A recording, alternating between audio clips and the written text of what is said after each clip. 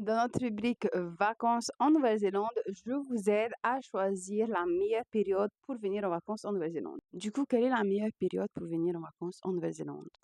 Et en fait, ça va dépendre de ce que vous voulez faire. Et c'est pour ça, en fait, que c'est assez compliqué pour moi de faire des vidéos, de faire des programmes parce que j'ai besoin de savoir ce que vous voulez faire.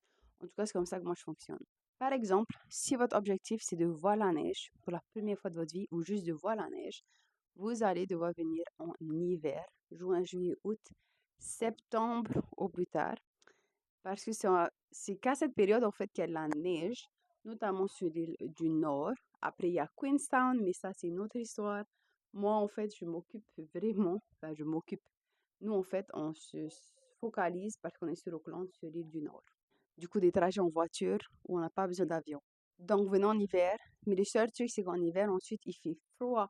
Donc, si vous voulez voir autre chose, il faudra privilégier les activités en intérieur, je trouve, ou alors bien traquer le climat afin d'avoir les journées ensoleillées à Rainbow End, au zoo, des sorties à l'extérieur et tout le reste du temps où il fait très froid et très pluvieux parce que ce qui se passe souvent en hiver.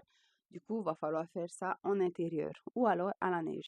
Il faut savoir en fait que la neige, c'est à 5h, 5h30 d'Auckland.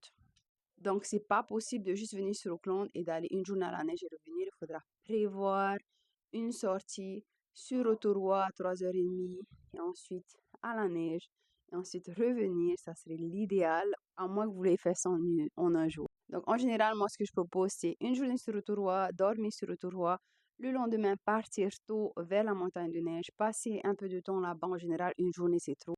Revenir sur Taupo, dormir sur Taupo, le lendemain visiter Taupo et puis quitter pour soit revenir sur une autre ville entre Taupo et Auckland, par exemple, retourner à Rotorua ou s'arrêter sur Hamilton ou aller à Hobbiton, Matamata.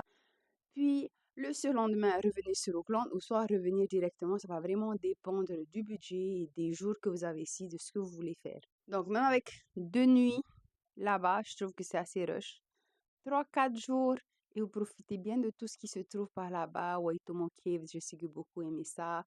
Il y a beaucoup de choses à faire. Donc, le plus de jours vous aurez vers Rotorua, Taupo, Waitomo, la montagne de neige, le plus vous pourrez profiter. Maintenant, si votre objectif est de visiter un maximum le paysage, je vous conseille de venir en été, décembre, janvier, février et jusqu'en mars, je dirais.